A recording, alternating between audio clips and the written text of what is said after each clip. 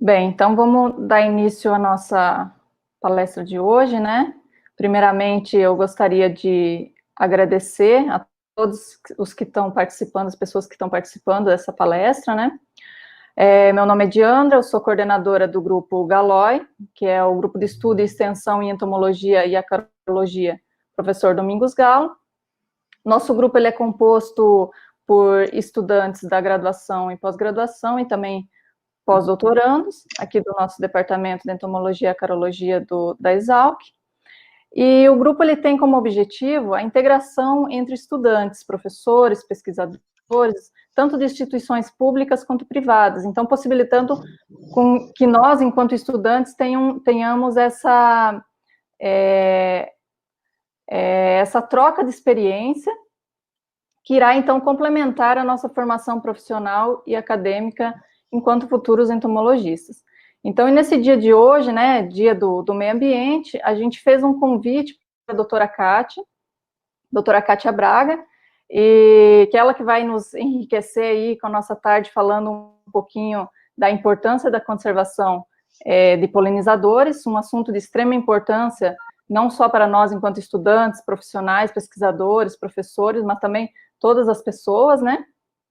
A doutora Kátia, ela é licenciada em Ciências, com habilitação em Biologia, pela PUC de Campinas, é mestre e doutora em Ciências pela Universidade de São Paulo, atualmente é pesquisadora da Embrapa Meio Ambiente, atuando nas áreas de agroecologia, sistema agroflorestais, polinização e sistema de abelhas. Em nome do Grupo Galó, então, eu gostaria de agradecer a doutora Kátia Braga por ter aceito esse convite. Ela que é a nossa primeira convidada nas palestras, a gente até brincou nessas palestras online, né? A gente até brincou que ela ia estrear com chave de ouro, e tenho certeza que vai mesmo.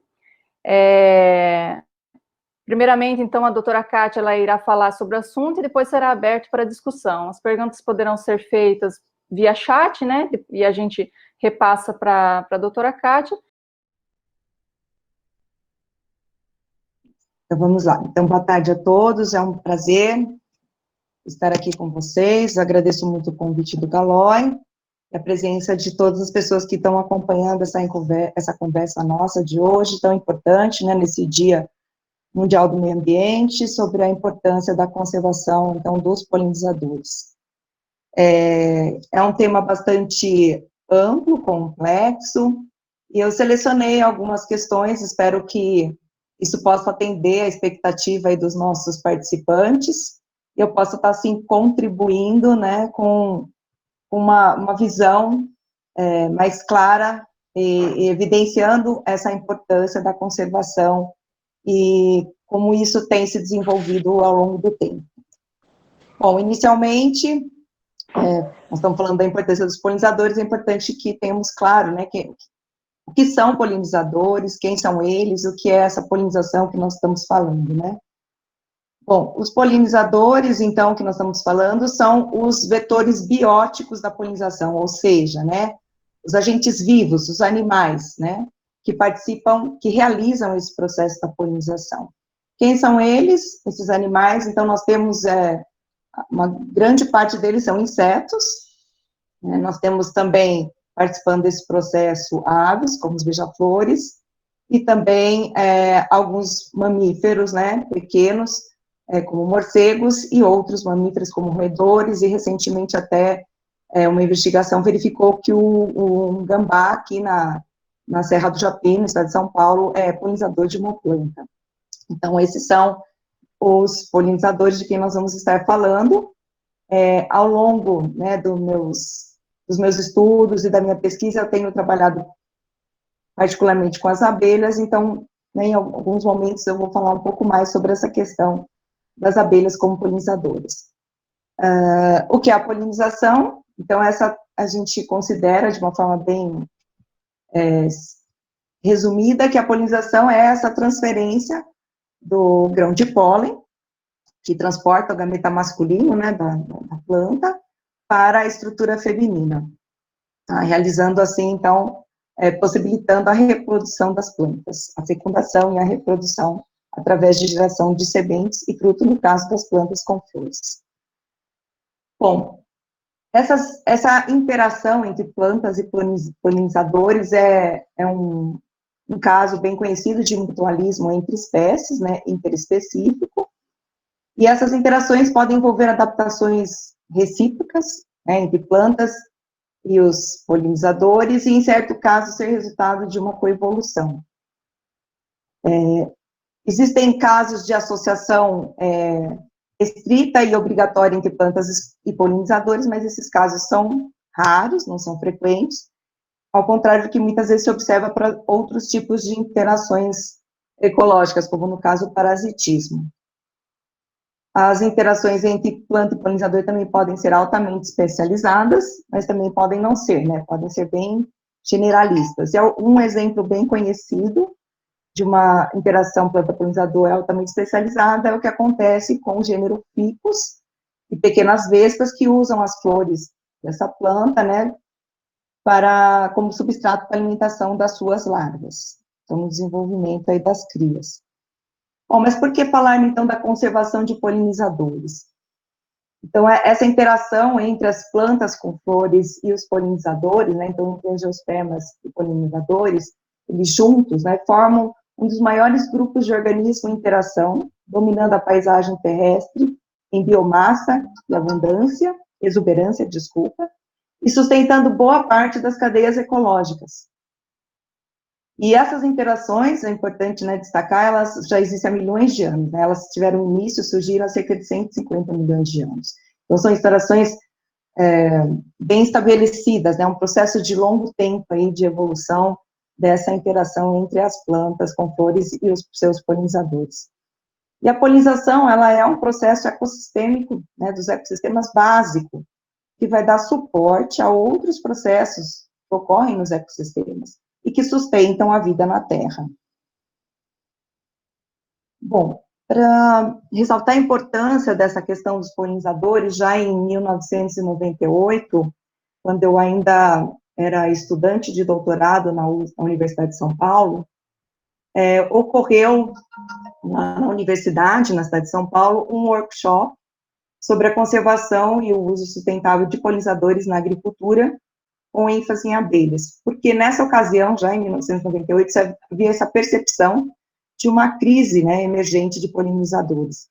E nesse evento foram reunidos ali vários cientistas de várias regiões do mundo, né. Esse evento foi organizado pelo Ministério do Meio Ambiente, pela Universidade de São Paulo e pela Embrapa, e desse evento saiu uma carta, né, uma declaração, que é conhecida como Declaração de São Paulo, que vai, então, apresentar o resultado desse workshop, e também as propostas de ações em relação a essa situação dessa crise de polinizadores.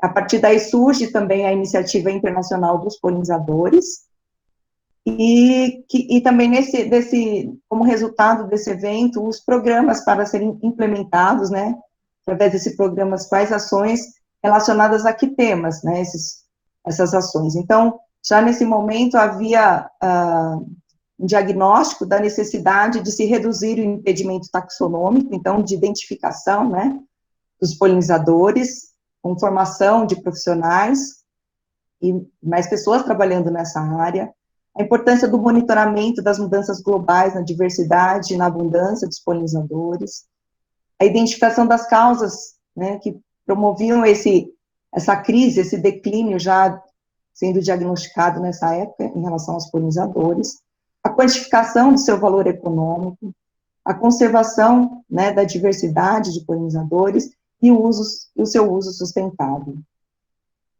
Então, é importante a gente retomar a história, porque a partir desses pontos que já haviam sido levantados e propostos nesse evento, é possível avaliar, né, o quanto nós avançamos ou não em relação a essa questão, né. Obviamente, alguns avanços nós tivemos, né, ligado à questão taxonômica, mas ainda há muito a avançar. Em relação ao monitoramento dessas mudanças, também, com certeza, são questões complexas. A identificação das causas do declínio, nós vamos falar mais para frente, hoje ela já está bem mais conhecida, né, e palpável. A quantificação do valor econômico, também nós avançamos consideravelmente em relação a questão agrícola, né, o potencial desses polinizadores na polinização agrícola, e também outros aspectos aí da conservação e uso sustentável. A partir daí, também, em 2000, surge a iniciativa, então, brasileira de polinizadores, e na página do Ministério do Meio Ambiente, depois tem ali disponível uma série de produtos, de projetos desenvolvidos no âmbito dessa iniciativa. Então, as pessoas podem acessar e obter essas publicações resultantes de vários projetos, e acho que tem bastante informações interessantes a respeito do tema. Bom, além disso, também, ao longo do tempo, surgiram outras iniciativas em relação tanto à questão dos polinizadores, mas de forma mais ampla, em relação à própria questão da biodiversidade e dos serviços ecossistêmicos, ou serviços ambientais, prestados, né, pela natureza, por essa biodiversidade. No caso, a Plataforma Brasileira de Biodiversidade e Serviços Ecossistêmicos, conhecida como BPIBs, e também a Rede Brasileira de Interação Planta-Polinizador. Essas publicações, elas foram anexadas ao link desse evento, então acredito que já estão disponíveis para todos os participantes, mas também estão em PDF na internet, é possível acessar, e tem contribuições bastante importantes sobre essas duas temáticas, né, a questão da biodiversidade brasileira, né, especificamente, e os benefícios, serviços que essa biodiversidade presta ao ser humano, né, para o seu bem-estar, para a sua saúde, bem como um relatório temático, então, sobre a polinização, os polinizadores e a produção de alimentos no Brasil. Então, como resultado, nós temos aqui, né, desse trabalho, particularmente do relatório, 66% das plantas cultivadas ou silvestres utilizadas na produção de alimento, né, hoje a gente tem conhecimento sobre esse processo de polinização, mostrando que nós tivemos avanços, né, em relação a essa área, né, então, 66%, mas ainda há muito, né, para a gente conhecer. Bom, uma publicação também bastante importante, de 2014, essa sobre a biologia, esse livro sobre a biologia da polinização, que também está disponível em PDF na internet, e essa é uma disciplina, né, totalmente ligada a essa questão dos polinizadores, porque ela é uma área da ciência que busca entender essas interações, os processos evolutivos que levaram, né, a diversidade dos sistemas, levaram à evolução e à diversificação desses sistemas de polinização em plantas com flores. Bom, nessa publicação, ressalta-se que o valor da polinização biótica por animais, ela tem sido estabelecida para espécies que compõem parte da alimentação humana, né, principalmente a produção, então, comercializada de alimentos. Então, existe mesmo um desenvolvimento maior de estudos nessa área em relação à questão dos polinizadores, né, na polinização agrícola, na produção de alimentos, principalmente, mas também de outras culturas, como de fibras, como algodão, óleo, como girassol, tá? Mas é importante considerar, como é ressaltado nessa publicação, que existe uma estimativa recente de que a polinização por animais, né, então, os polinizadores favorecem cerca de 87,5% das espécies botânicas conhecidas, o que dá aproximadamente 308 mil espécies. Isso, então, mostra o valor incalculável, né, da manutenção da biodiversidade e da diversidade de polinizadores. Então, para a gente ter uma ideia da importância, né, desse processo na natureza e dos polinizadores. Bom, é importante considerar, quando a gente fala do processo de polinização, que nós estamos falando de um processo que envolve o pólen, né, o transporte do pólen, a transferência do pólen, da parte masculina para a parte feminina da flor, que vai garantir, né, o processo de reprodução dessa planta, mas, ao mesmo tempo, o pólen também é um recurso oferecido pelas plantas aos seus visitantes florais, né, então o pólen também serve como alimento. E, nesse sentido, os visitantes florais, e dentre eles, né, os polinizadores, eles podem ser especialistas ou oligoléticos em relação a essa coleta de pólen. Eles são considerados especialistas ou oligoléticos quando eles visitam um número restrito de plantas aparentadas. E vão ser considerados generalistas ou poliléticos quando visitam uma diversidade de plantas e essas plantas não estão aparentadas. Então, nós temos comportamentos aí diferentes dos visitantes em relação à coleta de pólen, então, os especialistas e generalistas. Mas uma questão interessante para se considerar, falando dos visitantes florais e de polinizadores, é que nem sempre um visitante, né, floral é um polinizador. Então, o fato de ser observado um inseto, né, ou um outro animal numa flor, isso não nos dá essa informação de que ele é o polinizador daquela planta. E como saber isso, né? Então, é através do estudo, né, das observações, para verificar esse ajuste que deve existir entre a biologia reprodutiva da planta, a biologia da flor, e o comportamento, né, de forrajamento, de visitação às plantas, e de comportamento na própria flor por esse visitante, para que ele possa, então, ser diagnosticado como um polinizador. Bom, diante dessa questão do pólen, então, esse é um conceito que se tem do dilema do pólen, né, porque as plantas devem produzir pólen para sua reprodução, mas também pólen para atrair os polinizadores. A gente sabe que também existem outros recursos que são oferecidos pelas plantas para atrair os seus polinizadores, não apenas o pólen, né? Existe o néctar, que é uma solução açucarada, também buscado pelos polinizadores, fonte de energia.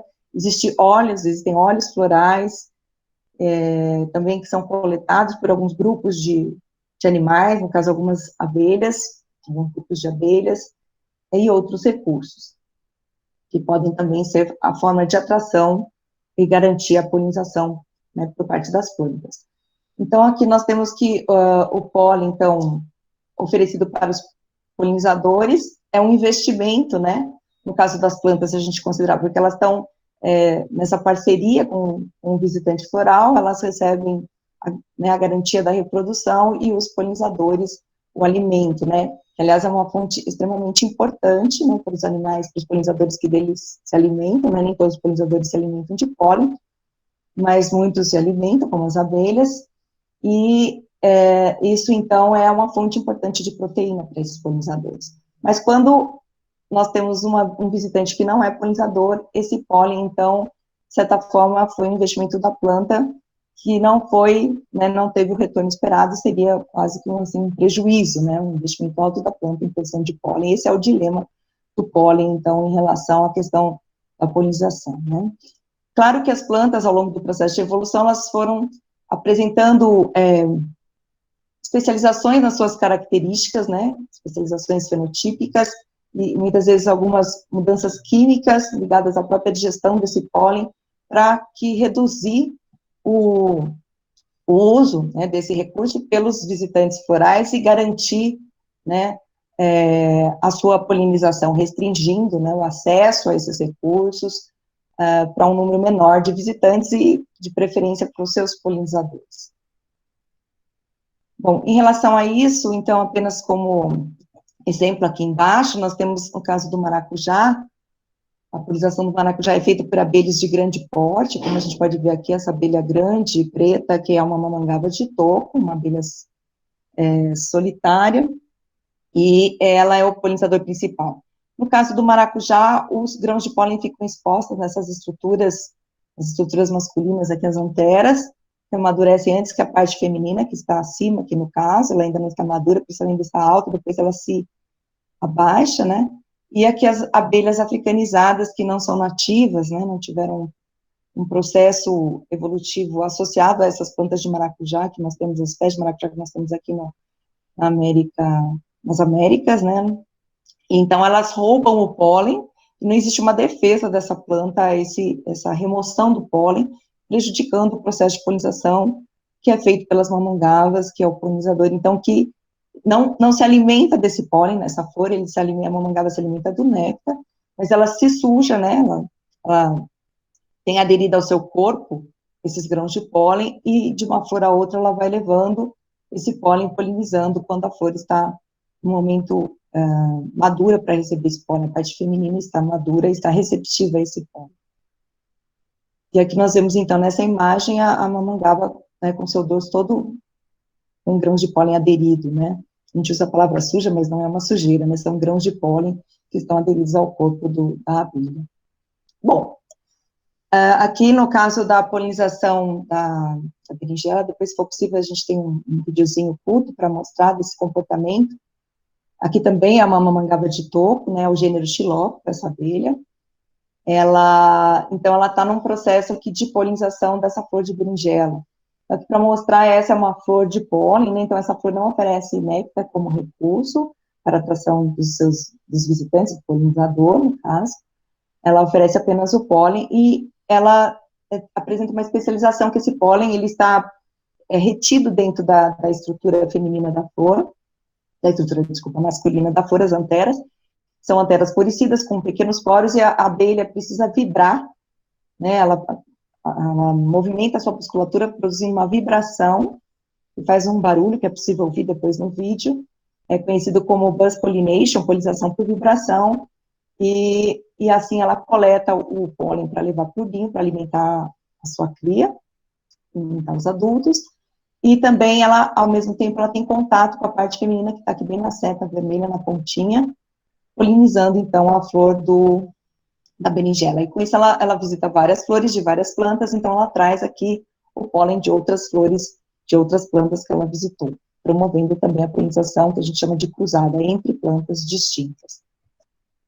Então, aqui é uma imagem para mostrar justamente a antera, né, com os porinhos, onde saem os grãos de pólen, então eles ficam internamente contidos aqui nessas anteras, aqui é a parte feminina da flor de berinjela, onde esse pólen deve chegar. Essas flores geralmente ficam voltadas para baixo, de modo que dificilmente o grão de pólen cai nessa região, né, onde ele deve germinar, penetrar na parte feminina e fecundar, encontrar com o gameta feminino e ocorrer a fecundação, e assim a planta produzir os frutos, no caso a berinjela e as suas sementes, que ficam contidas dentro do fruto. Bom, aqui é um caso interessante para contar essa imagem que eu tenho da mamangava de toco, naquela flor de berinjela. Ela estava ela foi encontrada dentro de uma estufa de produção orgânica, que continha várias plantas ali, uma diversidade de plantas sendo cultivadas, como no caso aqui nós temos a foto dela visitando a flor do pepino japonês, uma flor de vagem, que também era cultivada nessa mesma estufa, uma flor de abobrinha, uma flor de berinjela, também aqui novamente, e o produtor, né, essa estufa era completamente fechada nas suas laterais, e o produtor tinha todas essas plantas ali sendo cultivadas sem a percepção de que havia um agente polinizador ali, oferecendo para ele esse serviço da polinização gratuitamente, sendo que algumas dessas culturas ali presentes dependiam totalmente da presença de um polinizador para a produção comercial, no caso a berinjela, no caso a abobrinha, no caso do pepino era uma variedade híbrida, talvez precisaria avaliar melhor essa questão da dependência, não posso afirmar com certeza, a contribuição, e a questão da vagem também eu não tenho conhecimento para dizer se realmente ela era dependente, mas no caso da abobrinha e da berinjela, a gente sabe que eram culturas dependentes, e ele não ia conseguir produzir o que ele estava produzindo sem a presença dessas abelhas dentro da estufa. Elas fizeram um ninho, provavelmente antes de fechar, né, a estufa ser fechada, elas ficaram, ela ficou, era um único indivíduo construindo o ninho ali, nidificando, ela já deveria estar fecundada, obviamente, e aí ela passou pelo processo de reprodução ali dentro da estufa e coletou os recursos das plantas que estavam disponíveis. Mas, então, voltando à questão, por que falar da conservação de polinizadores, né? Então, nós já vimos um pouco da importância dessa conservação, e reforçando um pouco mais, nós temos aqui, então, perceber que não é só uma questão ligada à produção de alimentos para o ser humano, mas a manutenção, né, da vegetação nativa, né, das matas, né, das nossas florestas, e da reposição dessas plantas, né, da manutenção ao longo do tempo, da manutenção da fauna silvestre, através da produção de frutos e sementes dentro dessas áreas com vegetação nativa, inclusive também o impacto, né, que a vegetação tem no clima, na questão da água. Então, é uma questão muito mais ampla do que apenas a questão da produção de alimentos para o ser humano, né? Mas, obviamente, isso é um fator também importante para se falar na conservação de polinizadores, né? A produção agrícola, em grande parte, ela é sustentada pelo serviço de polinização natural. Bom, a polinização, então, da vegetação natural é a contribuição mais importante dos polinizadores, né? E é a manutenção dessa vegetação, através dos processos de polinização, que nos garante água, clima, solo, a produção de alimentos, de óleos, de fibras, medicamentos. Então, os polinizadores nativos são um recurso natural valioso, limitado, então, aí tem a importância, né, de conservar e incentivar, inclusive, a conservação e também a criação daqueles a quais nós tivemos a possibilidade de criar, né.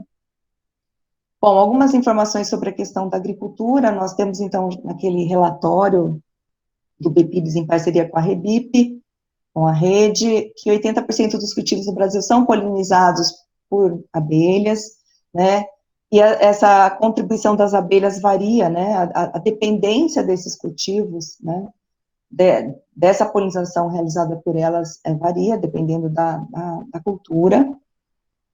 Importante ressaltar também que boa parte das árvores nas florestas tropicais é polinizada por animais, e a maioria são abelhas. Obviamente, faltam ainda informações, né, sobre esse processo com vários grupos, por exemplo, com os besouros, então é um campo aberto aí para muitos estudos, essa parte, né, da polinização em áreas naturais, as diferentes espécies, até porque temos milhares de espécies, enorme diversidade tropical de plantas. E nós temos, então, alguns dados já publicados de análise sobre essa questão da polinização no Brasil e a valoração, então, em termos financeiros, desse impacto dos polinizadores na produção agrícola.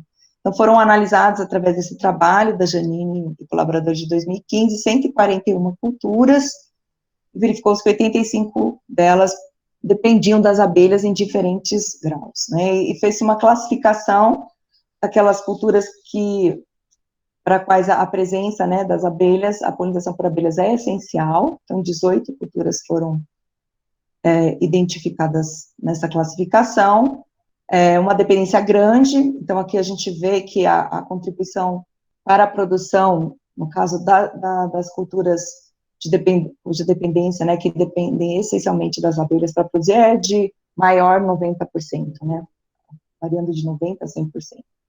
Grande é quando essa contribuição ela é maior que 40% até 90%, modesta entre 10% e 40%, e baixa quando maior que zero, obviamente, até 10%. Então, foram encontradas aí 18 espécies, 18 culturas, aliás, para quais a polinização por abelhas mostrou-se essencial, outras de grande importância, outras de importância modesta e outras de importância menor, né, baixa. Essa polinização, né, representa quanto, né, em relação à produção? Então, nós temos aí, em relação a essas culturas, uma produção anual estimada em torno de 45 bilhões de dólares, e a contribuição dos polinizadores estimada foi de 12 bilhões de dólares por ano, né, isso é anual, portanto, próximo a 30% do valor que é produzido é a contribuição dos polinizadores nessas culturas. Esse trabalho também destaca algo interessante, que culturas com baixa e modesta dependência, mas com uma produção alta, né, com grandes extensões de áreas de produção, esses polinizadores, embora possam ter uma contribuição menor, essa contribuição passa a ser relevante, né, importante, em função dessa elevada produção, né, que por várias áreas, áreas extensas de produção com essas culturas. Então, isso é importante considerar. Claro que nesses estudos todos nós estamos falando de produção no modelo convencional de agricultura, então são áreas de monocultura. Bom, para exemplificar um pouco essa questão da dependência, né, então alguns exemplos de culturas que têm essa dependência alta dos polinizadores, ou mesmo essencial, nós temos o abacate, abóbora, acerola, caju, kiwi, alixia, graviola, macadâmia, maçã, melancia, melão. E aqui nós temos umas fotos para ilustrar um pouco essa questão, que muitas vezes essa dependência nessas culturas está relacionada também às características reprodutivas da planta, à biologia da flor. No caso da abóbora, como exemplo, né, da planta de abobrinha, da abóbora, ela tem as flores com sexo separado, aqui nós temos uma flor feminina, tá? Essa flor feminina é essa daqui, que está fechada aqui, e a flor masculina, então está separada aqui. Numa mesma planta, nós temos as duas flores, mas uma flor é só em função feminina e a outra só masculina. Portanto, o transporte do pólen da flor masculina, que está ilustrada aqui nessa imagem, ele não é feito pelo vento, esse grão de pólen, eles não são transportados, não conseguem ser transportados pelo vento, pela sua consistência, pelo seu tamanho, pelas suas características, e é somente um polinizador, então, animal que consegue fazer esse transporte, né, levando o pólen da flor masculina para a flor feminina. E quem faz isso de forma bastante eficiente são as abelhas, os principais polinizadores. Aqui a gente pode ver em zoom essa imagem da flor feminina, e aqui nós temos, então, o néctar acumulado na base da flor, que também é um recurso oferecido, então, aos visitantes, além do pólen, que também é coletado pelas abelhas e utilizado como alimentação. Aqui, então, já a abobrinha, né, a flor feminina que foi polinizada adequadamente, vai se desenvolver bem, né, produzir os frutos, então aqui já temos uma abobrinha, que é o ovário que está se desenvolvendo da flor, contendo as sementes no seu interior. Bom, o problema da polinização na agricultura é que se nós não tivermos a diversidade e abundância de polinizadores, nós podemos ter falha, né, nessa polinização, na produção de frutos e sementes. Então, aqui é um exemplo, né, de uma polinização inadequada em abobrinha, mostrando que ela não se desenvolve adequadamente, né, ela apresenta deformações, e vai apresentar, então, em relação a isso, como um prejuízo para o agricultor, porque ela não vai ter a qualidade adequada para comercialização, seja em termos de padrão comercial, seja até relacionado a tempo de prateleira, de duração disso, porque estudos têm mostrado que, quando bem polinizadas, as flores de várias culturas, o tempo de prateleira desses frutos melhor polinizados é maior, tá? Então, também qualidade, também, aí no caso para o consumidor, também nutricional, existem diferenças também, resultantes de uma melhor polinização na qualidade nutricional do fruto. E também o prejuízo do agricultor quando existe falha na polinização, essa polinização inadequada, em relação até à própria quantidade, que muitas vezes não é uma questão de menor produção de frutos, mas também de frutos com peso menor, e também vai impactar o agricultor financeiramente, porque ele poderia estar produzindo mais naquela mesma área, com o mesmo custo de produção, né, investimento em adubos, investimento, né, em sementes, em mudas, né, e outras práticas que ele investiu para produzir aquela cultura. E no caso de uma polinização adequada, então, aqui nós temos um cesto com várias abobrinhas bem formadas e bem desenvolvidas. Bom, nós falamos um pouco mais das abelhas, mas nós temos também publicações que mostram que algumas culturas, como no caso as mangabas, tem também outros polinizadores importantes, como no caso aqui são mariposas, além de outros polinizadores que colaboram no processo de produção dessas plantas, mas um grupo de mariposas chamadas esfingídeos, é a polinização noturna, então essa cultura, né, ela se beneficia também de outros polinizadores, embora as abelhas também contribuam. Outra polinização, outro caso de outra cultura interessante, que a polinização não é por abelha, são as graviolas, né, muitas anonáceas são polinizadas por besouros, então aqui nós temos os besouros, e essa é uma outra publicação que conta essa relação entre os besouros e as graviolas e o processo de polinização nessa cultura. Bom, em relação às culturas, então, que não são tão dependentes da polinização por animais, mas que se beneficiam dessa polinização, então, uma dependência moderada e baixa, temos o algodão, a berinjela, o café arábica, a canola, o girassol, laranja, morango, pimentão, soja, tomate, e nessas culturas existe, então, o benefício trazido por essa polinização está muitas vezes relacionado a essas culturas ao formato do fruto, ao peso, ao teor de óleo, por exemplo, no caso do girassol, né, o tempo de prateleira, como já mencionei. Então, é interessante levar isso em consideração também, né, que o benefício não é só a produção do fruto em si, mas a qualidade desse fruto, o peso desse fruto. Bom, aqui apenas para divulgar um trabalho que teve início lá no meu doutorado, acompanhando e estudando o processo de polinização de morango, né, na cultura do morango. Então, recentemente, eu consegui fazer essa publicação, eu acho que é uma contribuição importante aí, nessa questão da polinização agrícola, a importância, ressaltando a importância, inclusive, das abelhas nativas, e da possibilidade também de manejo, né, dos polinizadores, a importância das práticas agrícolas para também contribuir com a manutenção das abelhas que são manejadas e também da diversidade natural, né, dos polinizadores silvestres. Bom, contando um pouquinho entender um pouco essa complexidade da interação entre polinizadores e culturas agrícolas. No caso, o morango não é uma planta nativa, né, é uma cultura, inclusive, de clima temperado, uma planta de origem, né, de regiões temperadas. Ela tem flores de diferentes tamanhos, então, o fato do morangueiro apresentar flores de diferentes tamanhos faz com que as flores de menor porte dependam menos da polinização para resultar num morango, né, bem formado, bem desenvolvido, enquanto as flores grandes, elas vão ter um miolo muito maior, um número muito grande de estruturas femininas, né, com óvulos ali para serem, então, fecundados, com gameta feminina ali para ser fecundado. E, às vezes, 500, 700 óvulos, e isso vai depender muito mais da polinização por animais do que nas flores de menor porte, que muitas vezes o vento, né, o manejo da cultura, propicia uma polinização não necessariamente suficiente, mas melhor, que resulta em frutos de formato, principalmente, bem adequado, né, um formato bem desenvolvido, vamos dizer assim. Mas aqui é interessante para a gente ver a diferença, né, um aumento na taxa de fecundação, resultante de um aumento na taxa de polinização, então, pelo aumento da visitação, né, de polinizadores, então, a abundância maior de polinizadores e a diversidade também contribui nesse sentido, da abundância total, né.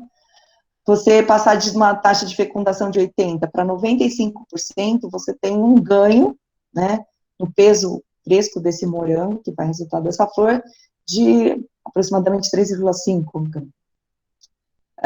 E isso vai, no total da produção, pode dar uma diferença aí, né, de até 2 toneladas por hectare por safra de morango. Então, isso é algo importante a ser considerado.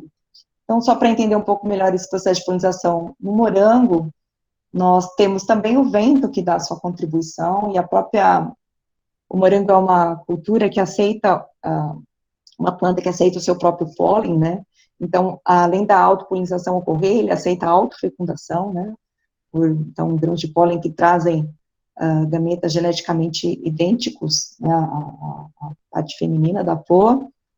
Então, a autopolinização ocorre, ela pode ocorrer de forma espontânea, pela queda do grão de pólen, seja pelo balanço das flores. Aqui é uma flor ensacada, mostrando, então, o resultado do ensacamento. Então, a gente tem um morango totalmente deformado. Boa parte daqueles, né, que nós vimos naquele desenho anterior, dos óvulos não foram fecundados, né, não foi polinizado, não foi fecundado, e por isso não desenvolveu a polpa do morango, tá? A parte comestível, né, que na verdade o morango é um pseudofruto. Aqui nós temos, então, a polinização pelo vento, então uma flor ensacada com um véu, com um tule, que permite a passagem do vento, então já um desenvolvimento maior do fruto, porém ainda com deformação, né, então essa polinização de partes do fruto gera um crescimento diferencial da polpa, que leva, inclusive, às vezes, ao rompimento, né, do tecido, da polpa do fruto, ocasionando essa abertura aqui. Né, foi causada a gente percebe que não é um problema de doença, né, isso é importante notar, né, no caso de uma deficiência de polinização, o fruto ele tá com uma aparência boa, brilhante, uma cor brilhante, ele tá bem, amadureceu bem, ele não tem uma aparência de algo doente, né, então ele apresenta essa ruptura mais por essa questão da falha na polinização, que ocasionou o crescimento diferencial da sua polpa, tá? Então, no morango, a gente vê que tem uma contribuição do vento, mas sem abelhas, né, as abelhas complementam isso, completam esse processo, e o agricultor não pode ficar na dependência do vento, que hora tem, hora não tem, que não dá conta de fazer uma boa distribuição, né, do pólen, naquela parte feminina, com vários óvulos para serem fecundados, né, após a polinização. Então, é a abelha quem complementa isso, que vai garantir, então, um máximo de produção, no caso do morangueiro. Então, aqui também para ilustrar, né, então a polinização é um fator que é pré-colheita nas culturas, né, e que afeta a qualidade e a produtividade, no caso do morango, mas também de outras culturas, então é preciso olhar para isso, né. Bom, nós estamos falando da agricultura, né, da questão, principalmente, da contribuição das abelhas. É importante considerarmos também que a agricultura, né, quais são, na verdade, voltando à questão da crise de polinizadores, pensar quais são os fatores, né, os principais fatores envolvidos nessa crise de polinizadores, nessa redução na diversidade, na abundância de polinizadores, e particularmente de abelhas. Nós temos muitos estudos, e a gente já está, de certa forma, estabelecido por inúmeras publicações que as causas desse declínio, né, nas populações de polinizadores está relacionada à perda e fragmentação de hábitats naturais, ao uso de agrotóxicos, à simplificação da paisagem. Então, o modelo de agricultura que nós temos baseado em monoculturas, né, áreas extensas de monocultura, como essa, por exemplo, de girassol, é uma simplificação da paisagem muito grande, né. No caso do girassol, ainda oferece alimento para as abelhas, mas são áreas muito extensas, que dificultam o acesso, e as abelhas também precisam de uma diversidade, assim como outros polinizadores, de alimento e de recursos, não só de alimento, né, de outros recursos também. Então, tudo isso tem um impacto muito grande nas populações de polinizadores, porque vai reduzindo, então, a sua abundância e diversidade. No caso aqui nós estamos falando das abelhas, mas também de outros polinizadores, redução na polinização também natural, porque vai afetar as populações, então, naturais, né, não é a questão de polinização manejada, mas os polinizadores que estão ali na natureza, e isso vai impactar, sim, a produção de sementes e frutos. Então, vai impactar a própria agricultura, né. Então, isso vai levar a que se abram novas áreas agrícolas, a intensificação da agricultura nesse modelo convencional vai nos manter nessa roda, nesse círculo que não é um círculo virtuoso, né, não é virtuoso. E, então, assim, esse próprio modelo de agricultura está prejudicando a ela própria, né, não é sustentável ao longo do tempo. Esses recursos, eles não são ilimitados, e isso, né, tem um impacto muito grande, tem tido um impacto bastante grande nas populações de polinizadores, e isso nos leva a ter que repensar esse modelo. Bom, e aí vem essa pergunta, né, como que nós vamos garantir nesse modelo a polinização, né? Nós vamos fazer polinização manual, nós vamos fazer, o ser humano vai fazer esse processo realizado pelos polinizadores. Isso é inviável, né, pensando nas dimensões da própria agricultura, e até porque, muitas vezes, até já se adota isso em algumas culturas, como no maracujá, por exemplo, né, são áreas menores, né, de produção, mas isso tem um custo, obviamente, né, um custo grande. Inclusive as áreas de agriculturas de menor porte têm uma menor disponibilidade de mão de obra, então isso é uma questão que é, né, inviável. Também o manejo, né, de polinizadores, pensar, isso que, dessa forma que nós vamos resolver, e nós não vamos conseguir manejar uma diversidade, nós vamos desenvolver uma escala, né, assim, comercial, industrial, né, a produção de abelhas, como já existe para as abelhas africanizadas e europeias em outros países, mas o impacto que isso tem, né, e o custo disso, né, para os próprios insetos. Imagine a instalação de uma quantidade gigantesca, né, de comércio de uma determinada espécie, e o impacto que isso teria, né, no entorno, nas outras espécies ali presentes, né, os riscos, né, no caso da abelha africanizada. Existem outras espécies de menor risco, mas mesmo assim a gente pensar em todas as questões, né, que essa prática envolve, né, e o quanto isso seria realmente efetivo. Isso está muito ligado ao modelo que a gente tem de agricultura convencional. É importante ressaltar que, mesmo considerando o manejo de abelhas, né, o manejo racional das abelhas, levar colmeias de abelhas, seja de uma espécie ou de outra para campo, embora, né, se maneje muita abelha africanizada e se saiba que ela é um visitante importante na polinização de várias culturas, e é um visitante bastante abundante, né, também, das plantas polinizadas por animais, nas culturas polinizadas por animais, como o girassol, por exemplo, nessa imagem, a produtividade, né, dessas culturas, ela é aumentada substancialmente quando existe, além da presença dessa abelha manejada, né, também os polinizadores silvestres, né, os insetos nativos selvagens ali atuando juntamente com ela. Então, a diversidade também está contribuindo, né, mesmo nas áreas de manejo de polinizadores. Isso é importante considerar. É importante a gente lembrar, quando a gente está falando da conservação de polinizadores, a diversidade gigantesca que nós temos, né, de plantas e de abelhas, por exemplo, de outros polinizadores, né, nos nossos ambientes tropicais. Então, aqui é uma pequena amostra, né, diversidade de espécies, de tamanhos, cores, comportamentos diferentes, né, aqui nós temos, então, várias espécies, essas que estão marcadas com a bolinha na cor azul, são abelhas sem ferrão, são abelhas nativas do Brasil, é um grupo bastante importante nas florestas tropicais, também como polinizadores dessas plantas, e também na agricultura bastante presentes, são abelhas sociais, abelhas que também podem ser criadas racionalmente, que também produzem mel, e são muito pouco conhecidas da população brasileira em geral, estão muito presentes também nas áreas urbanas. Então, também pensar nessa questão da conservação dos polinizadores nas áreas urbanas, não só nas áreas rurais e nas áreas de preservação. Então, aqui é para ilustrar isso para vocês. Aqui também outras espécies de abelha, ilustrando um pouco toda essa diversidade, né, das interações, né, a diversidade de plantas e a diversidade de flores, nós estamos vendo principalmente, né, em abelhas. Bom, a polinização, então, é um processo ameaçado, principalmente, como vimos, pela perda e fragmentação dos hábitats naturais, que aumenta, né, um problema importante, né, aumenta o isolamento espacial da população de polinizadores, assim como isso impacta também a população de plantas, né, porque vai tornando essas populações mais homogêneas geneticamente, isso também, a longo prazo, pode ter um impacto muito sério nessas populações, esse isolamento espacial, né, tanto para as plantas como para a comunidade de polinizadores. Reduz, né, esse isolamento, essa perda e fragmentação também vai reduzir o suprimento de recursos e de áreas para nidificação, recursos não só alimentares, mas recursos para a construção dos ninhos, né, as abelhas coletam resina, algumas abelhas coletam lascas de madeira, etc.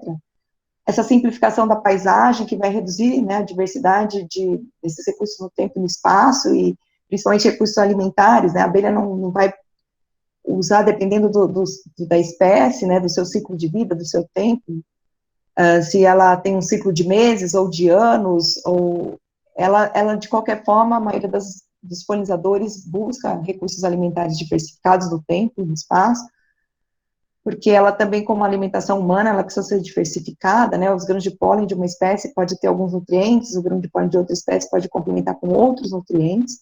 É importante a gente pensar nisso também, em termos de saúde do polinizador, né, alimentação saudável.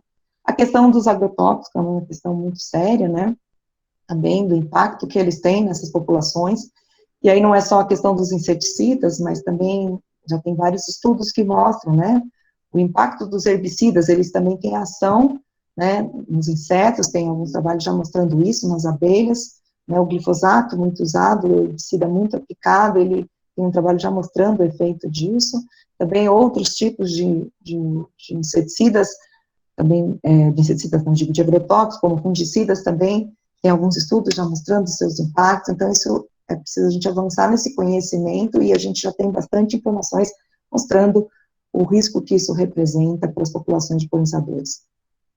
As mudanças climáticas também, né, estão aí, é uma questão importante, o manejo também comercial de polinizadores, como eu mostrei, né, essa é uma questão que precisa ser muito bem avaliada, né, esse deslocamento de polinizadores, a quantidade de uma única espécie sendo instalada em uma determinada área, que impacto isso tem sobre os polinizadores ali já existentes, né, no entorno, nas matas, e pode ter até para a própria cultura a longo prazo, o impacto que isso possa ter na saúde dos próprios animais que são manejados, né, a invasão por espécies exóticas, isso também é uma outra questão importante para ser considerada, né, então, muitas vezes a gente sabe que existe, a abelha africanizada foi introduzida já há muito tempo aqui no nosso país, mas quando ela foi introduzida, que impacto isso teve. Então, existem alguns trabalhos que tratam dessa questão, e é importante a gente ter essa informação também.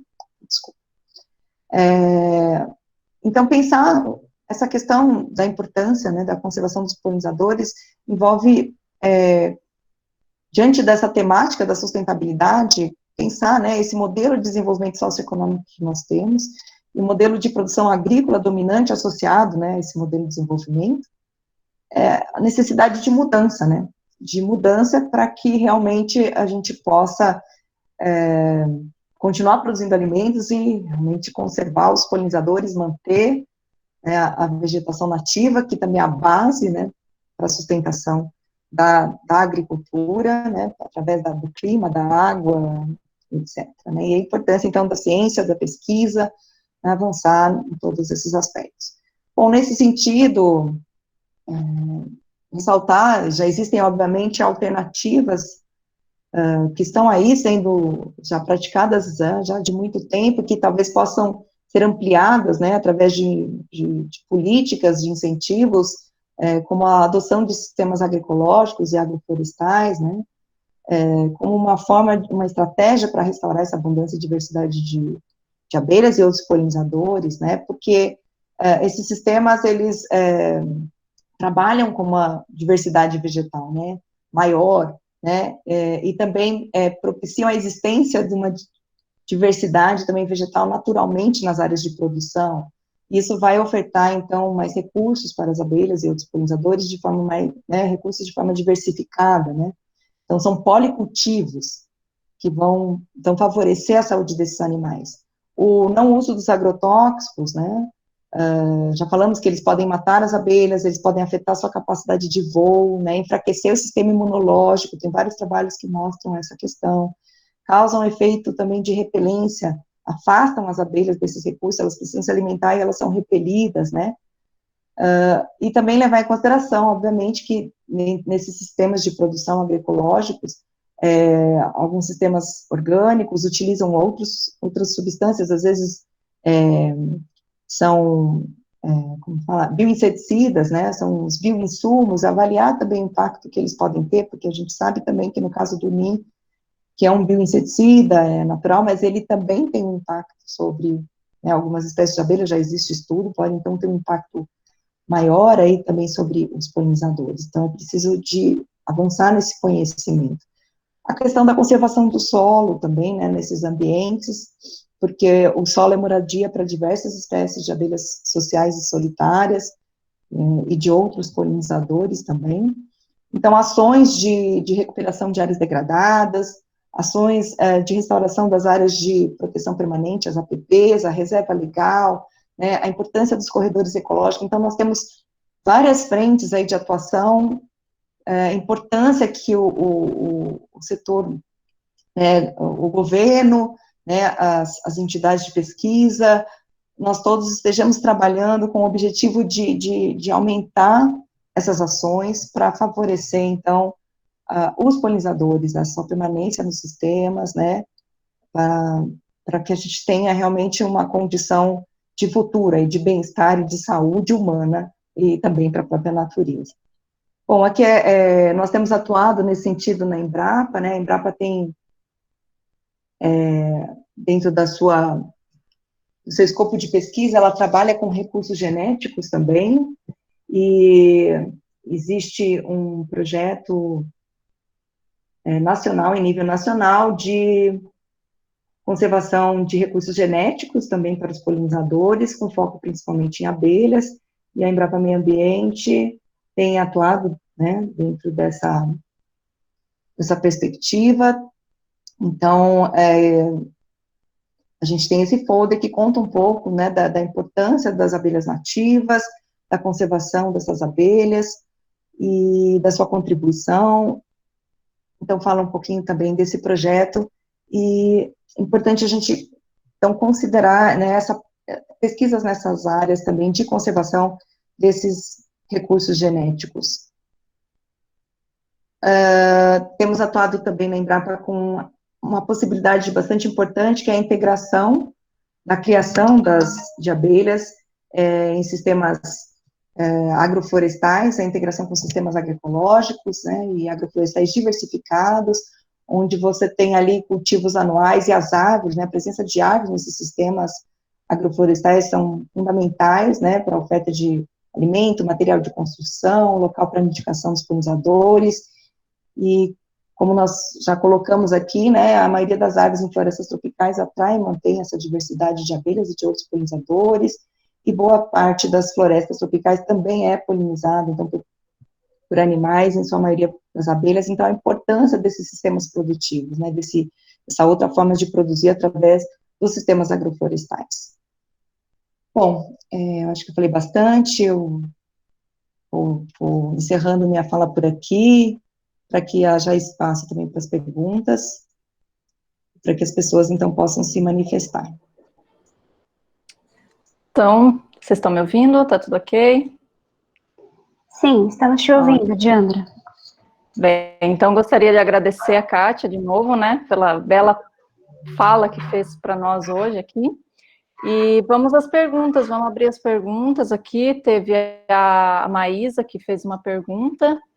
Ela faz a seguinte questão: existem pesquisas relacionadas com os possíveis efeitos do pólen de culturas BT sobre os polinizadores?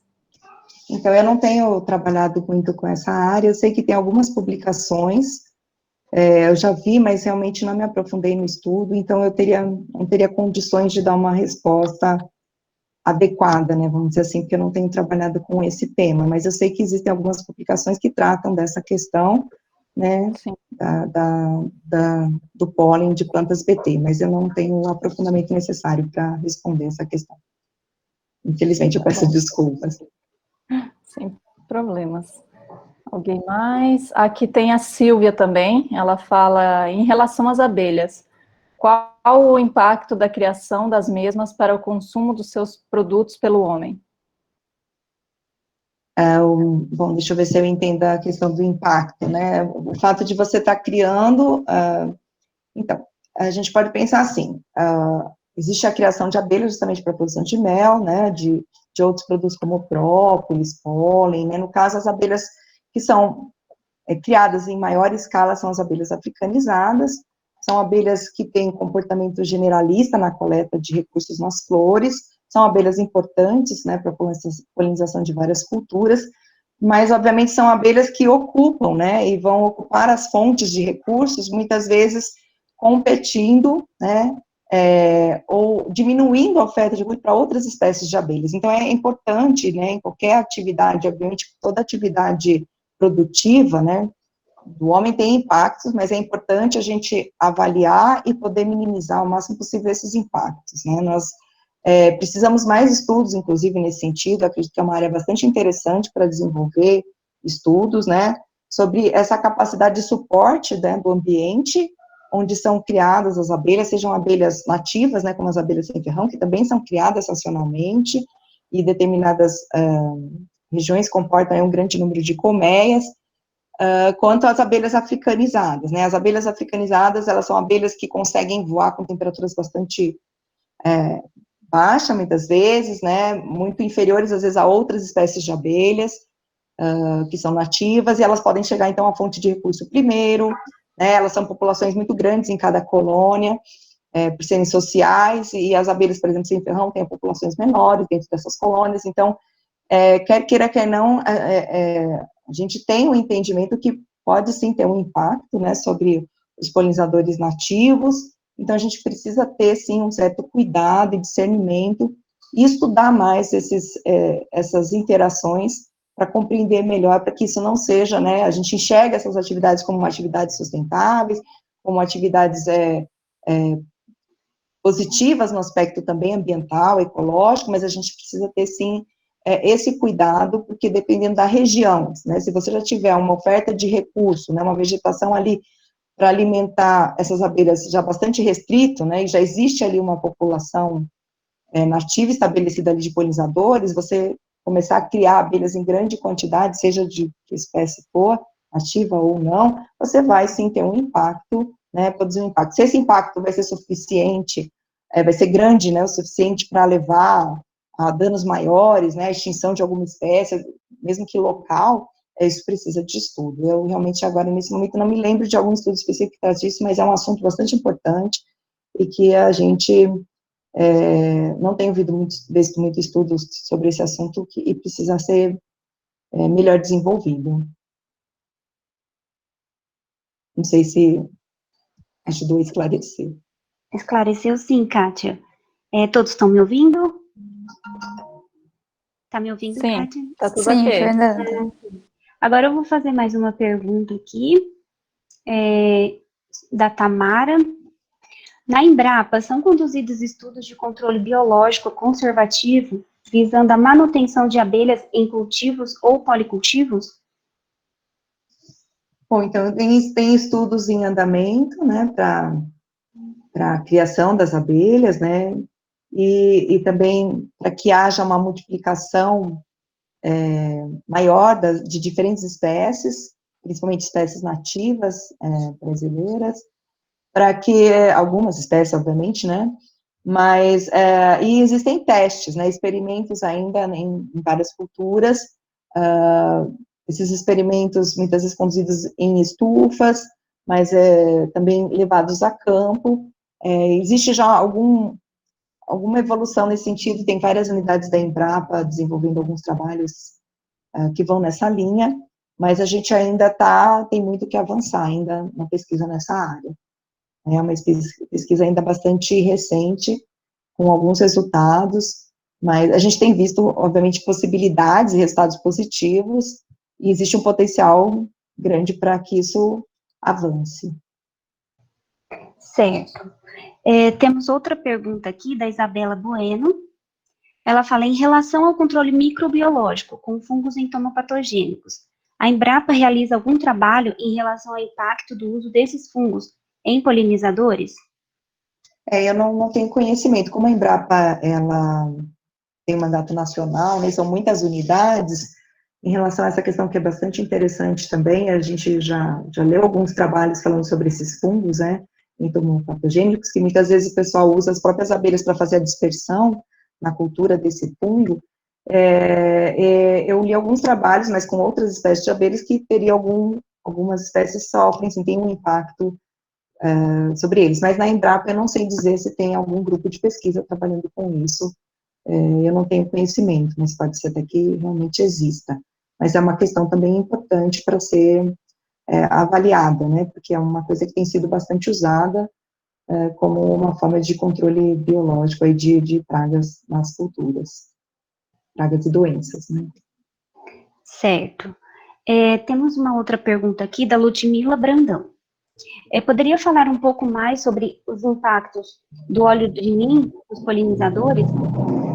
Então, existe um trabalho que eu me lembro publicado, eu não vou lembrar o nome agora do autor, que fala que ele fez uma análise do efeito do nim no desenvolvimento de abelha nativa, no caso, a abelha sem ferrão, eu não tenho certeza se é do gênero Scaptotrigona, mas eu acho que sim, não lembro se tinha mais alguma espécie que foi avaliada juntamente nesse trabalho, ele mostrou um impacto no desenvolvimento, sim, das crias, né, então, afetando o desenvolvimento das crias, você afeta o desenvolvimento da colônia, a manutenção dessa colônia ao longo do tempo, você vai enfraquecer a colônia, obviamente também ela vai estar sujeita muito mais à ação de invasores e doenças, mas ele mostra, assim, um efeito do nim, é um trabalho que eu li, talvez existam já alguns outros, que possam ajudar a entender melhor esse aspecto, mas apontou para esse efeito, sim, do nim sobre o desenvolvimento da larva, né, das abelhas, dessas espécies estudadas.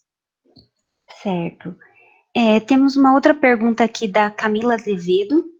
Quais os tipos de estratégias podem ser adotadas para aumentar o número ou visitações de mamangavas na cultura do maracujá?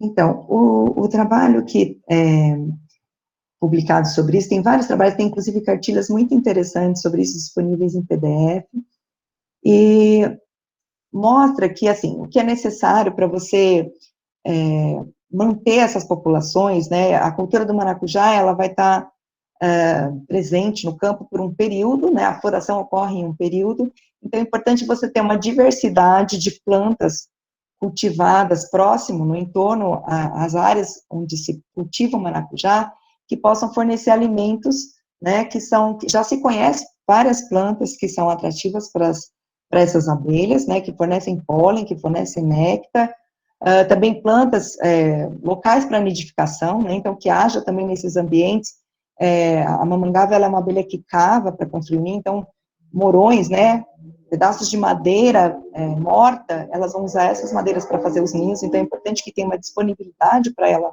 construir o seu ninho.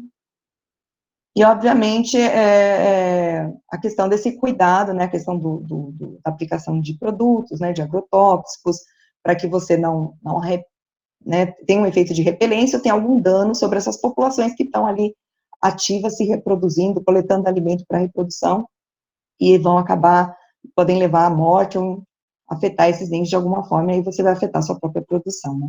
Então, é esse cuidado, né, com o entorno, com a diversidade de plantas, e também de locais para nidificação para o ninho, para que você mantenha e tenha sempre a presença de uma população aí de mamangavas nas áreas de produção de maracujá. Certo, muito interessante. Bom, temos uma outra pergunta aqui, da Emília Ramada. Os números da concentração de CO2 e da temperatura pelas mudanças climáticas afetaria a polinização? A agroecologia seria uma medida de adaptação? Então, a questão das mudanças climáticas, né, existem alguns estudos que têm olhado para essa questão, mas em relação à questão das condições de temperatura e outras condições relacionadas que poderiam ser alteradas, trabalhando com modelagem, né, então, vendo a presença, entendendo como é que estaria a distribuição das culturas, né, em relação à distribuição das abelhas, e juntando, né, essa questão da distribuição dos grupos, né, os polinizadores e as culturas, para entender um pouco o que aconteceria, né, com o aumento de temperatura nos vários cenários aí, e de outras alterações do clima. A questão do gás carbônico em si, eu não tenho uma informação, nunca li, acho que nada sobre isso que me recorde agora, né. Agora, é muito importante, eu acho que essa pergunta é bem interessante, da gente pensar que sistemas que envolvem árvores, como sistemas agroflorestais, principalmente os sistemas que são mais diversificados, né, você consegue, com isso, restaurar, né, a vegetação das florestas, que são bastante importantes aí nesse sentido da manutenção do clima, né, então você restaurar áreas ou ter áreas de produção usando árvores, né, usando sistemas agroflorestais com potencial produtivo que tem um potencial enorme, né, porque os sistemas agroflorestais, eles podem ter múltiplos usos, né, então eles podem estar produzindo alimento, estar produzindo madeira, podem estar produzindo ervas medicinais, pode estar sendo usado para criar abelhas, né, para produção de mel, abelhas nativas ou abelhas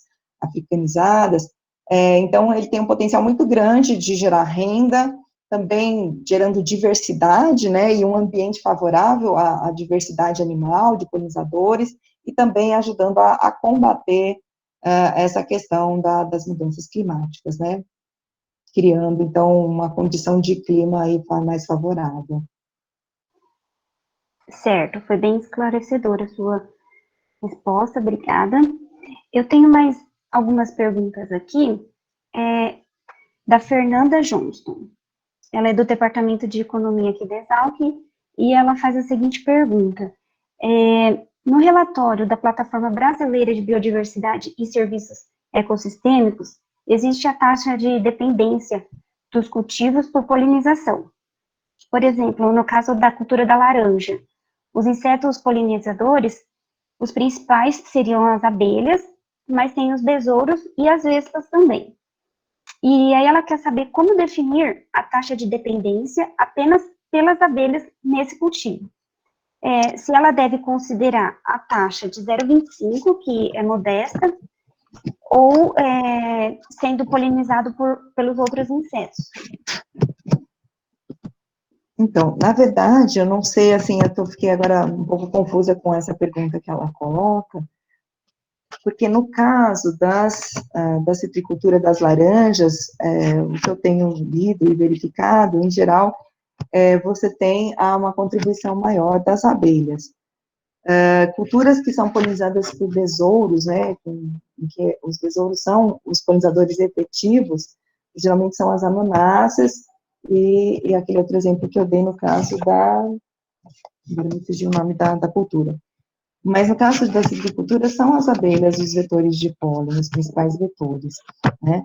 Então, embora, então, existem estudos que questionam, né, essas questões da taxa, né, uma estimativa, e às vezes essa estimativa pode variar um pouco, essa é uma questão importante que eu acabei não colocando, mas depende muito da espécie, né, de citros, depende também da cultivar de laranja que está se trabalhando, ela pode ter uma maior ou menor dependência da polinização por abelhas, isso acontece em morango, nas várias cultivares de morango, né, então essa é uma questão que pode variar bastante em relação às cultivares também, que estão sendo utilizadas para determinada cultura, tá?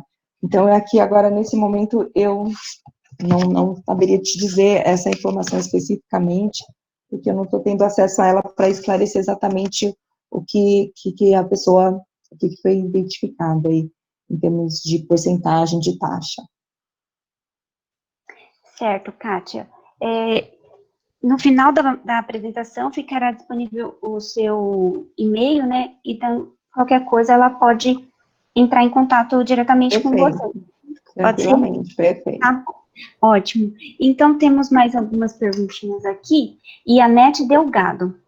Caso você queira estabelecer um projeto para cuidar de nossos polinizadores na cidade, qual é a coisa essencial a considerar? Seria bom focar em todos os polinizadores ou talvez apenas nas abelhas? Não, eu acho que é importante a gente, aí depende muito do objetivo, né, e da capacidade, né, de atuação, né, de um projeto, né, quantas pessoas envolvidas, mas eu, com certeza, acho que seria bem interessante pensar nos polinizadores como um todo, né, talvez principalmente em cidade, vários polinizadores são muito facilmente observáveis, né, os insetos, em geral, estão muito presentes nas flores, nós temos vespas, é possível observar besouros nas cidades, as abelhas e também outros animais, como beija-flores e morcegos. Aí vai depender muito, né, do objetivo, do público, dos recursos desse projeto, das possibilidades de ação, porque a sensibilização, com certeza, né, de qualquer projeto nessa linha, é importante que seja feito, eu acredito nisso, né, em relação a todos os polinizadores. Por mais que você possa não desenvolver ações com todos eles, né, possa desenvolver ações dentro de um projeto mais específico, especificamente voltado, por exemplo, para as abelhas ou para um outro grupo, você pode, ao mesmo tempo, estar se sensibilizando, né, também para os outros grupos de polinizadores. Certo. Muito legal, Kátia. É importante manter como você disse no começo, manter a biodiversidade, né? Quanto mais polinizadores, melhor seria para todo o ecossistema, né? Sim. Aí tem mais uma aqui, Eronice Nogueira. Boa tarde. Estou querendo iniciar um projeto de pesquisa no povoado, onde os apicultores estão enfrentando dificuldades para a preservação das abelhas, devido à falta de flora apícola na região. Eles alegam que os impactos ambientais vêm contribuindo. Qual a medida a ser tomada para o retorno das abelhas? Desculpa, você pode repetir, Fernanda? Eu perdi uma partezinha. Tá. Ela fala que está querendo fazer um projeto de pesquisa em um povoado, lá da região dela, e ela diz que os apicultores estão enfrentando dificuldades na preservação das abelhas, devido à falta de flora apícola na região. Então, eles alegam que os impactos ambientais vêm contribuindo para essa queda das abelhas. Qual a medida a ser tomada para o retorno desses... Bom, então, para que a gente sabe que, né, a gente tem, em muitas regiões, um problema muito sério de oferta de recursos, né, então a gente tem fragmentos, muitas vezes, de vegetação nativa muito pequenos, desconectados, então, é uma questão bastante complexa, né, e, na verdade, é preciso que haja um trabalho, né, de várias organizações, inclusive do próprio governo, no sentido de de restaurar essas vegetações, né? Então, tentar, de alguma forma, fazer parcerias e começar a plantar mesmo plantas que sirvam como alimento para os polinizadores em geral, no caso das abelhas, né? Plantas que fazem parte do pasto apícola, que podem fornecer alimento para essas abelhas ao longo do ano, né? Então, a gente cuidar dessa questão mesmo da vegetação, da restauração. Obviamente, isso não é algo simples e rápido de ser feito, porque as plantas demoram um tempo para crescer e se desenvolver, principalmente se a gente pensar numa vegetação perene, né, em plantas que vão, como árvores, né, que são fontes de oferta de grande quantidade de recurso, pelas suas copas, pelo seu padrão de floração em geral, né, muitas árvores nativas produzem uma grande quantidade de flores, e às vezes essas floradas duram, né, por mais de uma semana, algumas com floradas mais curtas, outras com floradas mais longas, e com floradas ao longo do tempo, né, com diferentes épocas do ano e com floração. Então, esse é um aspecto fundamental para a questão tanto da conservação dos polinizadores, mas para quem também pensa, né, em criar os polinizadores, criar abelhas, é preciso pensar nessa questão da restauração da vegetação, da oferta de recursos. Não tem muito como escapar disso. Certo. Temos tempo ainda para mais uma perguntinha? Sim, por mim. Eu acho que tem. Acho que mais uma vai. Certo. Essa perguntinha seria minha mesmo. Como eu trabalho com a cultura do morango, muitas das vezes que eu estou fazendo avaliação em campo, geralmente por volta de meio-dia, 1 da tarde, eu começo a perceber a visitação das plantas pelas abelhas, pelos polinizadores em geral. Existe, então, um período de que mais se tem polinização em diferentes culturas, ou assim, para o morango já tem-se algo estudado para isso, em relação a isso? Desculpa, eu acho que eu me distraí um pouco, Fernanda, fale. Tem algum trabalho dizendo que, relacionando a visitação dos polinizadores em determinado horário na cultura do morango? Então, na verdade, a cultura do morango, o que é importante a gente saber é que ele tem uma flor que dura bastante tempo, né? As flores do morangueiro, quando elas abrem, ela tem uma duração aí de quase 6 dias, pode variar um pouco de um cultivar para outro, da questão climática também. Então, e ela é uma planta que vai produzindo flor ao longo do tempo. E essas flores, elas ficam abertas o tempo todo, né? Então, elas abrem, a partir do momento que elas abriram, né? Então, realizaram a antese, elas permanecem abertas, né? Até a noite e tudo. Eu nunca vi nenhum estudo que mostrasse alguma coisa de visitação à noite, mas ao longo do dia, né? No período, ao longo de toda a florada da produção de morango em campo, né? Você tem, a partir do momento que a temperatura atinge um determinado valor, né, que permite o voo das abelhas, você tem abelhas visitando até o final do dia, tá? Então, você tem o tempo todo a presença de abelhas, e essa presença vai depender, né, do entorno, da vegetação que está em torno dessa cultura, e essas abelhas vão se deslocar, porque, inclusive, é uma época da produção do morango em que você tem pouca florada nas áreas naturais, né, na vegetação natural. Então, ela é uma fonte de recurso bastante interessante, atrativa para várias abelhas, principalmente, que visitam, né, tem vespas, eventualmente a gente vê vespas, moscas também. Então, é uma oferta de recurso interessante e atrai bastante abelhas, principalmente para as flores. Aí elas vão visitar ao longo do dia todo, e a flor está...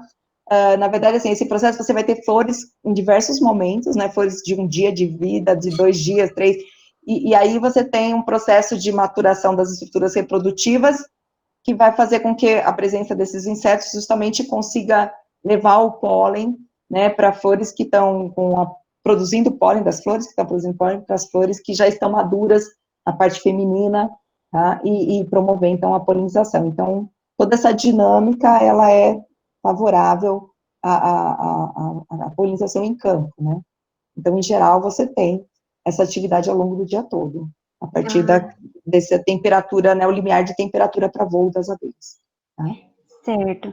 Então, eu acredito que seja devido à temperatura, porque os meus trabalhos são conduzidos lá no sul de Minas, e lá geralmente é mais frio do que aqui, né? Sim. Então, eu acho que por volta de meio-dia é onde é o horário que está mais quente, então, por isso que as flores de morango geralmente são mais visitadas nesse horário, porque eu percebo, todas as vezes que eu vou fazer avaliação, se eu chegar às 8 da manhã, eu não consigo ver polinizador, mas Sim, lá o fator pelo temperatura é bem importante. Ah, entendi. Ele é um fator bem importante. Realmente, algumas abelhas, você tem um pico de atividade às 11, as abelhas maiores, às vezes algumas abelhas menores, mais para meio-dia, 1 hora da tarde.